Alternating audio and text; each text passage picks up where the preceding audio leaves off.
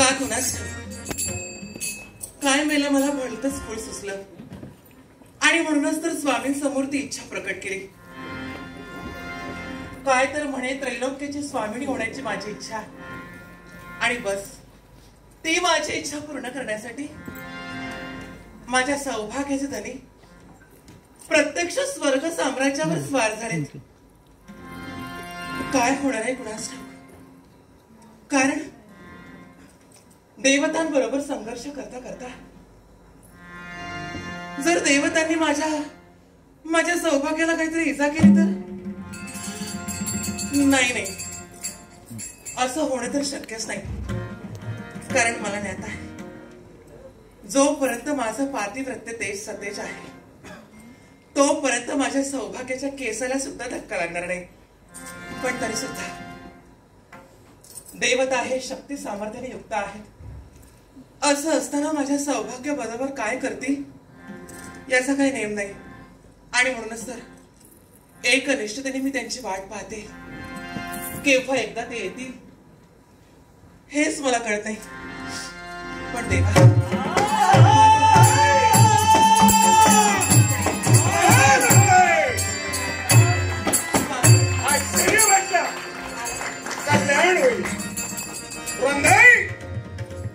मला एक आश्चर्य वाटतंय ग. आपलीच वाट पाहतो. पाताळवन सम्राट कारणमी महाराज यांची कुती एक कन्या तू राजवैभवात वाढली. गजांत लक्ष्मीत वैभवात वाढलेली असो तुझ्या स्वयंवरात देशोदेशीचे राजकर्ते आले.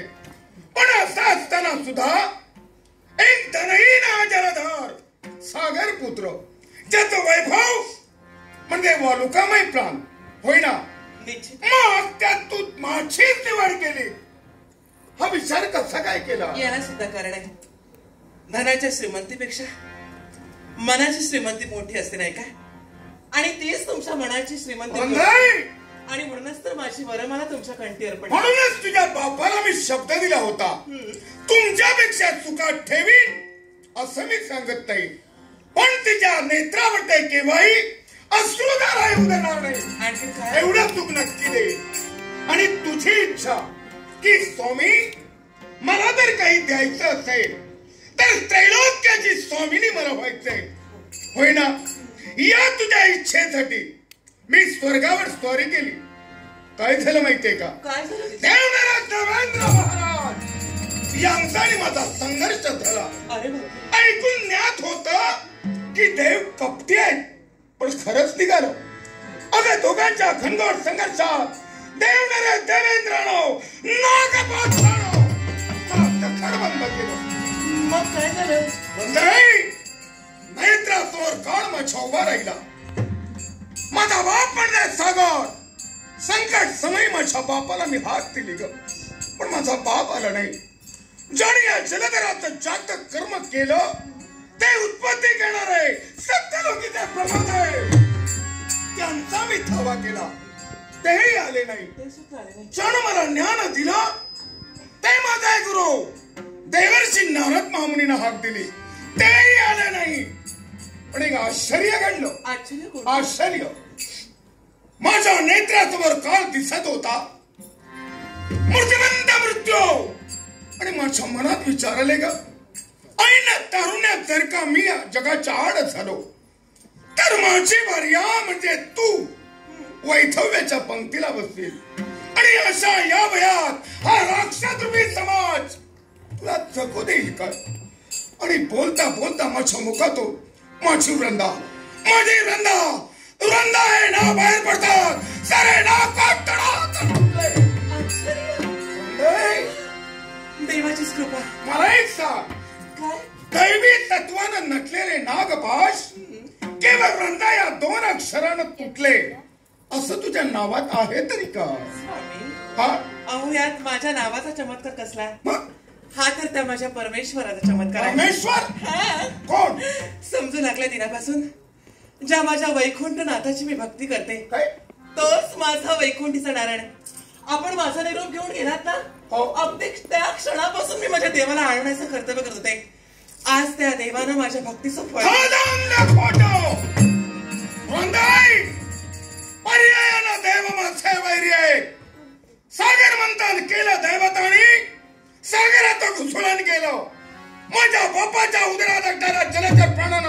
संगोपन केलं आणि हे जेव्हा मला कळलं म्हणून स्वर्गावर स्वारी केली शिवाय तुझी इच्छा.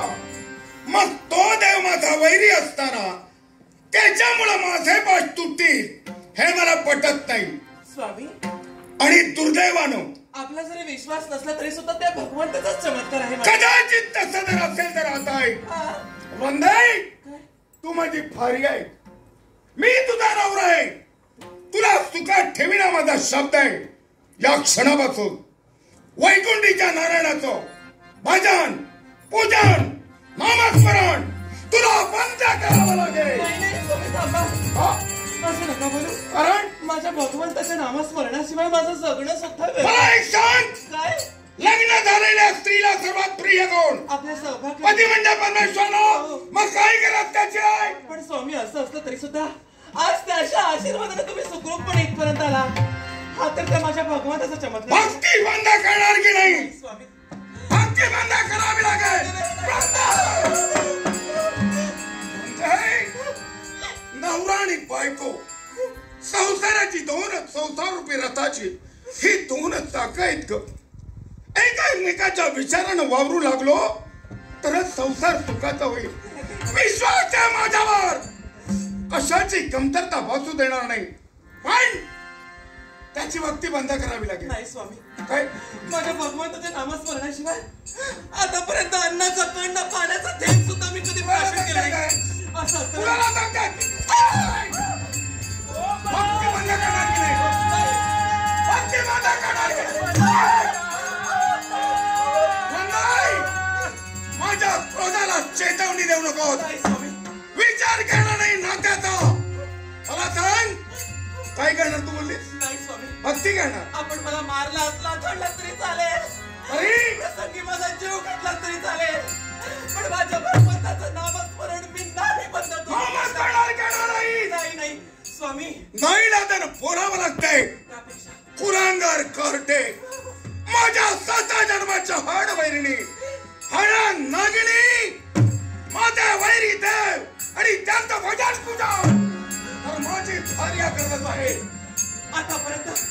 आतापर्यंत हे माझे 2 हात माझ्या भगवंतासमोर जे जोडलेत ना मी, काय तुम्ही माझा जीव घेतला तरी माझे हे 2 हात याच हातानं जर का माझ्या वैर्याचं पूजन होत असे तर तुझे 2 हात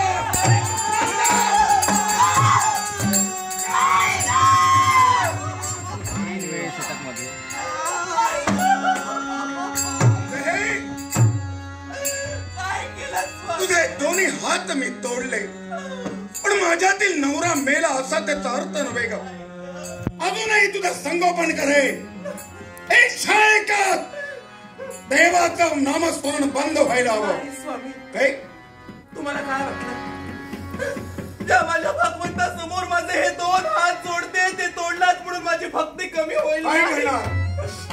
माझे 2 हात तोडलाच म्हणून काय झालं? हे माझे 2 पाय तर शाबून आहेत ना. या माझ्या 2 पायांनी माझ्या चरण चालीना माझ्या देव गाभाऱ्या आणि मी माझ्या देवाची भक्ती जनाची भार्या आणि वैर्यापर्यंत जाण्याचा प्रयत्न करत असे.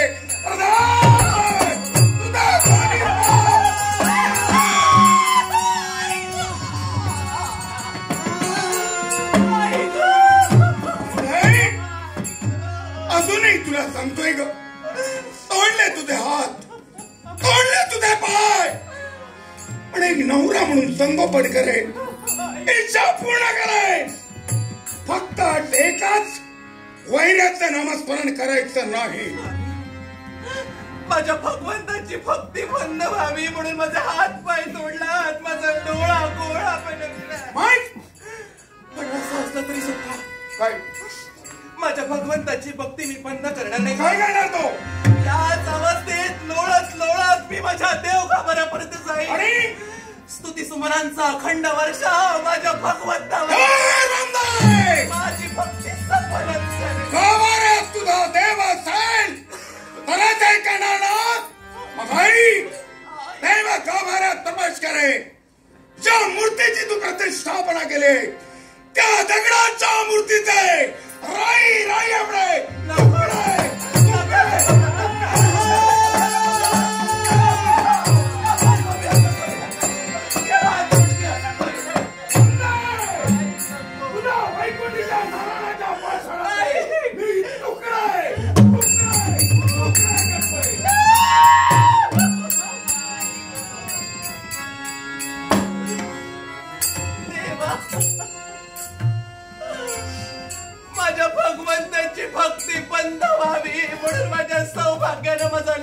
गोळा बनविला. देवा, हा दिवस दाखवण्या अगोदर देवा माझे प्राण जर घेतले असतेस तर फार बरं झालं असतं. देवा, माझे हात पाय तोडलेत म्हणून मला वाईट वाटलं नाही रे. पण लग्न करून उभारल्या संसारात प्रवेश करत असताना माहेरून जी प्रतिमा तुझी देवा घेऊन आले, त्या माझ्या देवाच्या प्रतिमेचे शतशः तुकडे माझ्या सौभाग्याने गेले. देवा, देवा, हेच का रे माझ्या भक्तीचं फळ दिलंस तू? हेच का रे माझ्या भक्तीचं सामर्थ्य ठेवलंस तू? कुठे आहेस देवा? देवा, झोपला असशील तर जागा हो देवा. उद्याचं मरण आज झालं तरी चालेल, पण या अंत समयी देवा गोड गळ्याने देवा तुला अडवण्याचं कर्तव्य करते देवा. देवा, धाव, माझ्या हाकेला धाव देवा, माझ्या हाकेला लागला गळा हा पाश पहा घननी लागला गळा हा पाश पहा घननी मीठ नको मीठ नको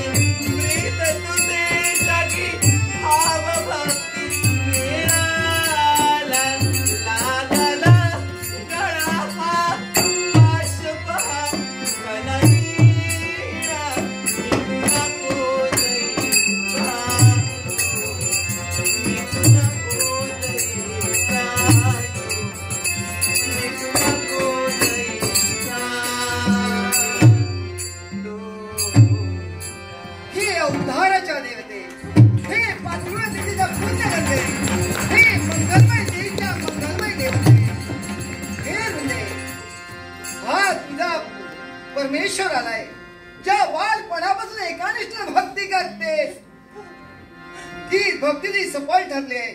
या मूर्तिमंत स्वरूपाचं दर्शन तुला देण्यासाठी मी इथपर्यंत आलोय. देवा, या अंत समय होईना पण मला दर्शन देण्यासाठी देवा धावत आलास.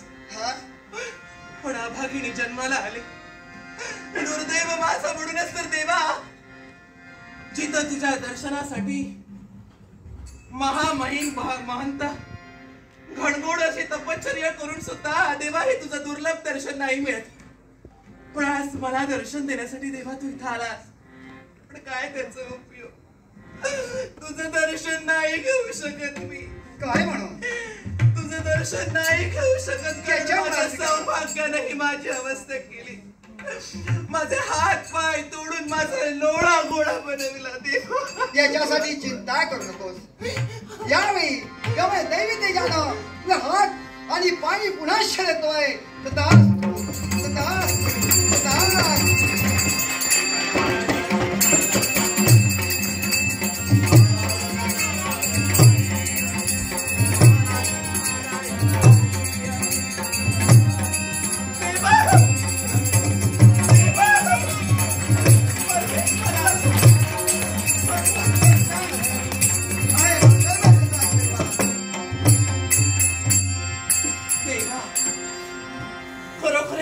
जन्मोजन्मीचं पुण्य फळाला आलं की काय असंच मला वाटतं देवा. आज माझ्या भक्तीला प्रसन्न होऊन देवा मला आशीर्वाद देणार. अगं बालपणापासून तू एकांश भक्ती करते, मग त्या भक्तांना दर्शन देणं मला क्रमप्राप्त आहे. याच्यासाठी तुला स्वरूपाचं दर्शन देण्यासाठी शांतीधामाचा त्याग करून इथपर्यंत आलोय. पण देवा नाईलाज माझा आहे. काय म्हणून? या भक्तीची तुला एकच विनंती आहे. विनंती? अशी कोणती विनंती? माझं सौभाग्य तुला वैरी म्हणतं देवा. माझ्या सौभाग्याने जर इथं तुला पाहिलं असेल तर नको नको त्या शब्दाने तुझा अपमान करेल. तो अपमान माझ्याला नाही पावणार. तेव्हा जा देवा. देवा तुझा स्वस्त जा तू.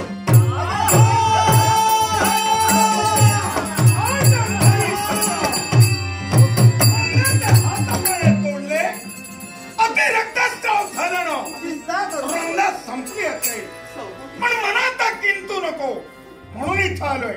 वंदाई आलेला ताकद स्वागत करणं हे आपलं कर्तव्य आहे. आपला प्रतिमय परमेश्वर आला असेल जा निश्चिंत जा. शांतता म्हणजे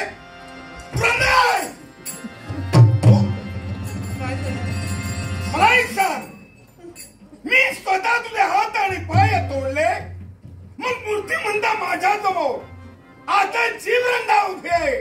पूर्ववाद हे कसं काय? जिचे तुम्ही हातपाय तोडलात ना तीच तुमची लाडकी बायको वृंदा आहे मी. ती कशी काय? याला सुद्धा कारण आहे. काय कारण? माझा हातपाय पुनश्य कसे आले याचं नवल वाटतं ना तुम्हाला? बरोबर आहे. हे माझे हातपाय मला पुनश्य कुणी दिले? माझ्या देवानं मला दिले. माझा देव माझ्या वैकुंठी जाणार आहे. तो माझा जगत पालक. त्याची एवढी मदत माझ्या पत्नीच्या मारी आलाय. त्याला का म्हणावं नसेल तर क्रोधाला चेतवणी दिली ना त्यानं देव घेऊ करून टाकेल. मी माझ्या देवाला नाही म्हणून नाही जाणार. बदलो नको. वैकुंठी जाणार आहे. मी तुझी भक्ती केली आणि नाही तुला मी बोलविलं. मग असं असताना या माझ्या भार्येच्या महाली तू का आलास? अरे जलधार, ज्याप्रमाणे माझी भक्ती नीत आहे त्याप्रमाणे दोघांनी दर्शन देण्यासाठी मी आलोय. मला दर्शनाची गरज नाही. त्याच्या मुळाशी कारण जलधार तू आहे. हा तो कसा? अरे देवाच्या देव गाभाऱ्यात तुझ्या धर्मपत्नीला माझी प्रतिमा पूजेला लावली आणि त्या प्रतिमाचे तू अक्षरशः तुकडे तुकडे केले. मान्य आहे. त्याचे तुकडा वैकुंठापर्यंत आला काय? म्हणून शांती धामाचा त्याग केला साठी इथपर्यंत मी आलोय दोघांना दर्शन देण्यासाठी. मग या जर नारायणाचं पारायण होऊ नये इच्छा असेल तर इथून चालतो. गेला नाही तुला घालवावं लागेल. इथं शांती धामाचा त्याग करून इथपर्यंत आलोय. तो जाण्यासाठी नव्हे त्याच्यासाठी. हे रुंदे इथं काय घडेल हे तू प्रत्यक्षाने नेत्राने पाहून याच्यासाठी जा. स्वस्ताने जा. चिंता करू नको. जा. तू जर मला आज्ञा करशील पण तुझ्या नेत्रासमोर माझ्या सौभाग्याचं धनी आहे तेवढं मात्र विसरू नको. तथास्तु तथास्तु तथास्तु. चिंता करू नको. तू जाणार नाही. हे जलधार, अरे विनाशकालीन विपरीत बुद्धी जसा विनाशकार माणसाला सेवाला तशी माणसाला विपरीत बुद्धी सुद्धा जाते. तसं तुझ्या जीवनात झालंय. ध्यानी ठेव. या विश्वाचं पालन करता देव म्हणून तुला सारं जग ओळखतंय. पण या क्षणाला या जलधरा रूपी काळापासून आत्मरक्षण करणं तुला मी शोधदान करते. अरे विनंतीने सारं जग जिंकता येतं पण अहंकारामुळे नाश होतो. तो अहंकार तुझ्या जीवनात उद्भवलाय तो नाशा करण्यासाठी हा वैकुंठ जाणार आहे.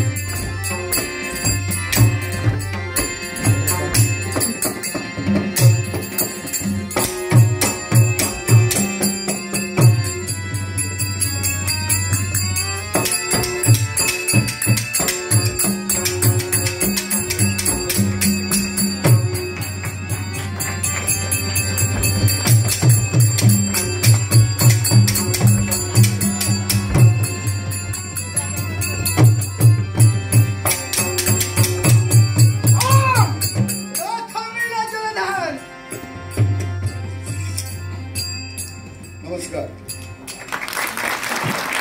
एकदा जोरदार टाळ्या श्री देवी माऊली दशावतार मंडळींसाठी.